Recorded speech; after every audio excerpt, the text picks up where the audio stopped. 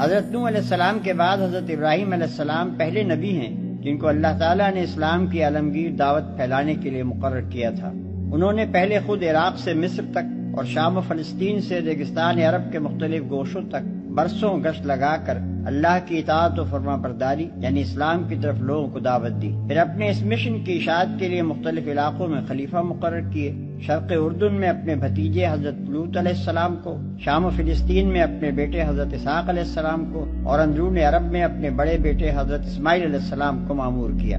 پھر اللہ تعالیٰ کے حکم سے مکے میں وہ گھر تعمیر کیا جس کا نام کعبہ ہے، اور اللہ ہی کے حکم سے وہ اس مشن کا مرکز قرار پایا۔ 2. حضرت ابراہیم علیہ السلام کی نسل سے 2 بڑی شاخیں نکلی۔ ایک حضرت اسماعیل علیہ السلام کی اولاد جو عرب میں رہی، قریش اور عرب کے بعد دوسرے قبائل کا تعلق اسی شاخ سے تھا، اور جو عرب قبیلے نسلاً حضرت اسماعیل کی اولاد نہ تھے وہ بھی چونکہ ان کے پھیلائے ہوئے مذہب سے کم و بیش متاثر تھے اس لیے وہ اپنا سلسلہ انہی سے جوڑتے تھے۔ دوسرے حضرت اسحاق علیہ السلام کی اولاد جن میں حضرات یعقوب علیہ السلام، یوسف علیہ السلام، موسیٰ علیہ السلام، داؤد علیہ السلام، سلیمان علیہ السلام، یحییٰ علیہ السلام، عیسیٰ علیہ السلام اور بہت سے انبیاء علیہ السلام پیدا ہوئے۔ اور جیسا کہ پہلے بیان کیا جا چکا ہے، حضرت یعقوب علیہ السلام کا نام چونکہ اسرائیل تھا اس لیے یہ نسل بنی اسرائیل کے نام سے مشہور ہوئی۔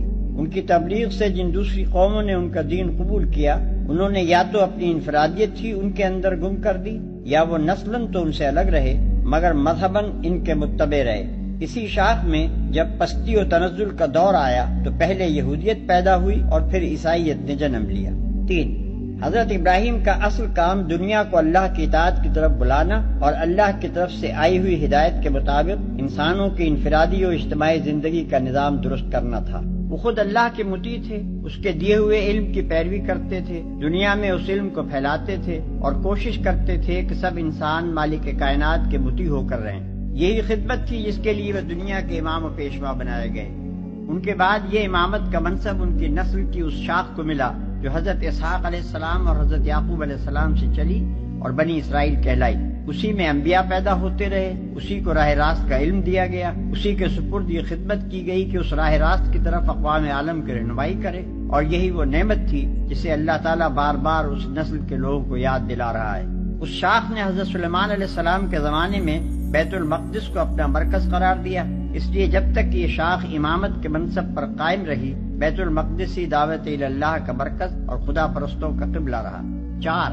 پچھلے 10 رکوعوں میں اللہ تعالیٰ نے بنی اسرائیل کو خطاب کر کے ان کی تاریخی فرد قرارداد جرم اور ان کی وہ موجودہ حالت جو نزول قرآن کے وقت تھی بے کموکاست پیش کر دی ہے، اور ان کو بتا دیا ہے کہ تم ہماری اس نعمت کی انتہائی ناقدری کر چکے ہو جو ہم نے تمہیں دی تھی۔ تم نے صرف یہی نہیں کیا کہ منصب امامت کا حق ادا کرنا چھوڑ دیا بلکہ خود بھی حق اور راستی سے پھر گئے، اور اب ایک نہایت قلیل عنصر صالح کے سوا تمہاری پوری امت میں کوئی صلاحیت باقی نہیں رہی ہے۔ 5. اس کے بعد اب انہیں بتایا جا رہا ہے کہ امامت ابراہیم علیہ السلام کے نطفے کی میراث نہیں ہے بلکہ یہ اس سچی اطاعت و فرمانبرداری کا پھل ہے جس میں ہمارے اس بندے نے اپنی ہستی کو گم کر دیا تھا، اور اس کے مستحق صرف وہ لوگ ہیں جو ابراہیم علیہ السلام کے طریقے پر خود چلیں اور دنیا کو اس طریقے پر چلانے کی خدمت انجام دیں۔ کیونکہ تم اس طریقے سے ہٹ گئے ہو اور اس خدمت کی اہلیت پوری طرح کھو چکے ہو، لہذا تمہیں امامت کے منصب سے معزول کیا جاتا ہے۔ 6. ساتھ ہی اشاروں میں یہ بھی بتا دیا جاتا ہے کہ جو غیر اسرائیلی قومیں موسیٰ علیہ السلام اور عیسیٰ علیہ السلام کے واسطے سے حضرت ابراہیم علیہ السلام کے ساتھ اپنا تعلق جوڑتی ہیں وہ بھی ابراہیمی طریقے سے ہٹی ہوئی ہیں۔ نیز مشرکین عرب بھی جو ابراہیم و اسماعیل علیہ السلام سے اپنے تعلق پر فخر کرتے ہیں محض نسل و نسب کے فخر کو لیے بیٹھے ہیں، ورنہ ابراہیم و اسماعیل علیہ السلام کے طریقے سے اب ان کو دور کا واسطہ بھی نہیں رہا ہے، لہذا ان میں سے کوئی بھی امامت کا مستحق نہیں ہے۔ 7. پھر یہ بات ارشاد ہوتی ہے کہ اب ہم نے ابراہیم علیہ السلام کی دوسری شاخ بنی اسماعیل میں وہ رسول پیدا کیا ہے جس کے لیے ابراہیم علیہ السلام اور اسماعیل علیہ السلام نے دعا کی تھی۔ اس کا طریقہ وہی ہے جو ابراہیم علیہ السلام، اسماعیل علیہ السلام، اسحاق علیہ السلام، یعقوب علیہ السلام اور دوسرے تمام انبیاء کا تھا۔ وہ اور اس کے پیرو تمام ان پیغمبروں کی تصدیق کرتے ہیں جو دنیا میں خدا کی طرف سے آئے ہیں اور اسی راستے کی طرف دنیا کو بلاتے ہیں جس کی طرف سارے انبیاء دعوت دیتے چلے آئے ہیں، لہذا اب امامت کے مستحق صرف وہ لوگ ہیں جو اس رسول کی پیروی کریں۔ 8. تبدیل امامت کا اعلان ہونے کے ساتھ ہی قدرتی طور پر تحویل قبلہ کا اعلان ہونا بھی ضروری تھا۔ جب تک بنی اسرائیل کی امامت کا دور تھا، بیت المقدس مرکز دعوت رہا اور وہی قبلہ اہل حق بھی رہا۔